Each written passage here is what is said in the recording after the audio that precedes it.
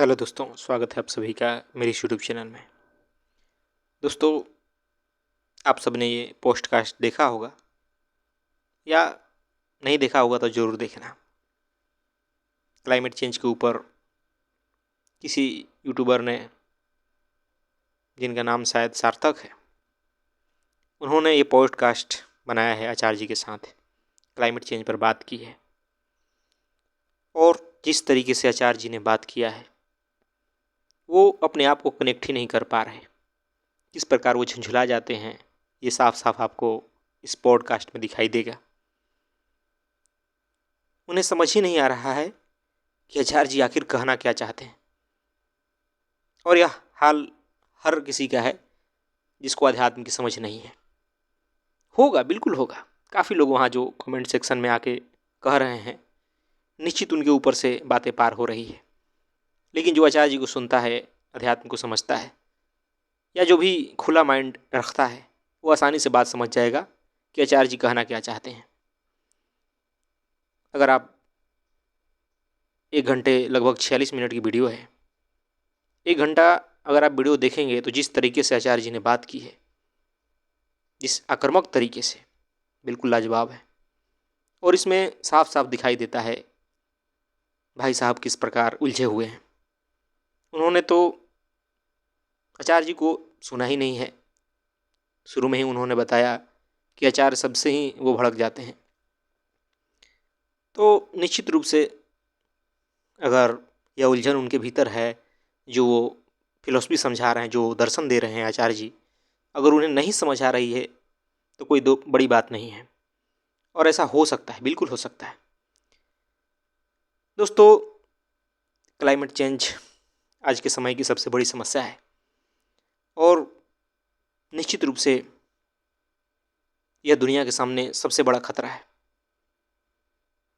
बहुत सारी बातें होती है क्लाइमेट चेंज की, बहुत सारे लोग बातें करते हैं बहुत कम स्तर पर, लेकिन जो बातें भी करते हैं ना, सिर्फ वहीं तक सोचते हैं कि एक क्लाइमेट चेंज समस्या है। क्लाइमेट चेंज के लिए समाधान ढूंढना चाहते हैं, लेकिन भीतर से बिल्कुल बदलना नहीं चाहते।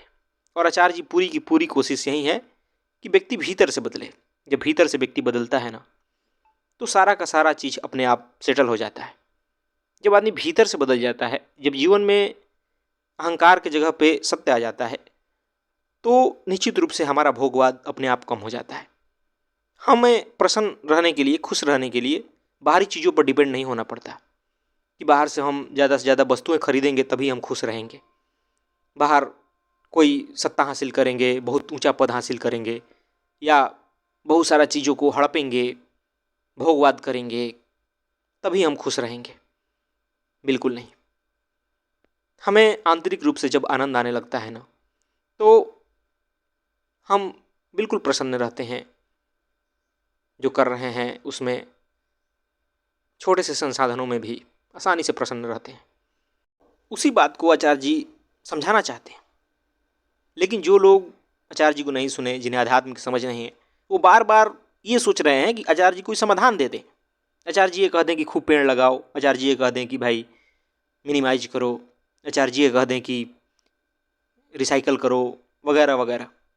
लेकिन आचार्य जी हैं कि बिल्कुल कोर पर बात कर रहे हैं, सेंटर में आखिर समस्या का जड़ क्या है। और जड़ है आदमी की अंधी इच्छाएं, आदमी की अंधे सपने। जो उसका आम आदमी का दर्शन है ना, वही गलत है कि बाहरी दुनिया में सुख है, सुख बाहर से मिलेगा। सबसे बड़ा फिलॉसफी यही है ना आदमी के जीवन का। वो जीवन भर भागता किस लिए है? पैसे क्यों इतना चाहता है कि उसके पास पैसे आ जाए? ताकि ज़्यादा से ज़्यादा वो वस्तुएं खरीद सके जिससे उसे खुशी मिलेगी। और यह खुशी का सिद्धांत किसने विकसित किया? पूंजीपतियों ने। जो पूंजीवाद है ना, उसी का सिद्धांत पूरे समाज में व्याप्त है। और इसलिए बड़ी कड़ी आलोचना की है आचार्य जी ने पूंजीवाद की।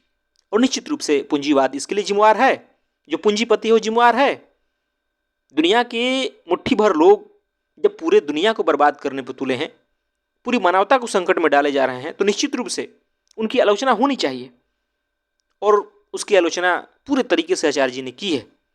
लेकिन वहीं कमेंट में आप जाकर देखेंगे तो काफ़ी लोग आचार्य जी को मार्क्सिस्ट समझ रहे हैं कि ये मार्क्स का प्रचार कर रहे हैं, मार्क्सवादी हैं, जबकि उन्हें नहीं पता कि कोई व्यक्ति अगर पूंजीवाद की विरोध कर रहा है तो वो आध्यात्मिक भी हो सकता है। उन्हें बिल्कुल नहीं पता कि जीवन जीने का ये ढंग भी होता है कि हम अपने आप को समझें, खुद को जानें, अपने जीवन के केंद्र में अहंकार की जगह पर सत्य लाएं और फिर जीवन को जिएं। फिर देखेंगे कि जीवन में कितना मस्ती है, आनंद है, किस प्रकार जीवन खुशियों से भर जाता है। लेकिन हम उस तरीकों को जानते ही नहीं ना, और यही कारण है कि हम ऊपर ऊपर समाधान खोजते हैं। बाहर बाहर से कोई कुछ बता दे, बस मैं वो कर दूं, लेकिन हम पूर्ण बदलाव नहीं चाहते, क्योंकि पूर्ण बदलाव में हमें बदलना पड़ेगा। हमें अपने भीतर से जो सॉफ्टवेयर है ना, उसको पूरा बदल लेना पड़ेगा। इसकी बात बार बार आचार्य जी ने उस वीडियो में की है, और यही कारण है कि काफ़ी लोग उलझ जाते हैं कि आखिर आचार्य जी कहना क्या चाह रहे हैं। काफ़ी लोग आधा वीडियो सुन के छोड़ दिए कि अरे अरे ये कह क्या रहे हैं। बिल्कुल उनके ऊपर से पार होगा।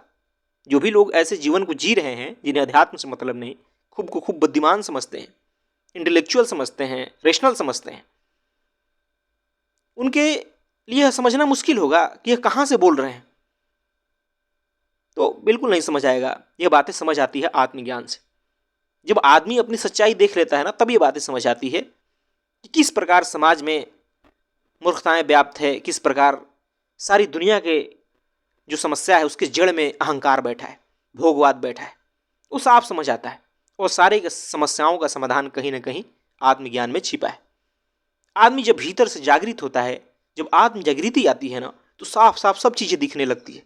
और उसी की बात आचार्य जी कहते हैं कि भाई हमें सेंटर को ठीक करना पड़ेगा, सॉफ्टवेयर को बदलना पड़ेगा।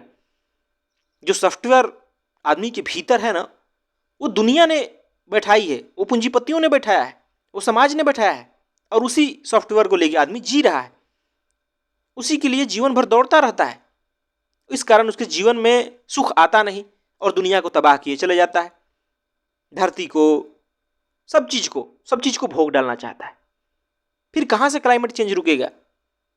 एक जगह रुकने की कोशिश करेगा, 10 जगह क्लाइमेट चेंज फैला देगा, तो नहीं हो सकता।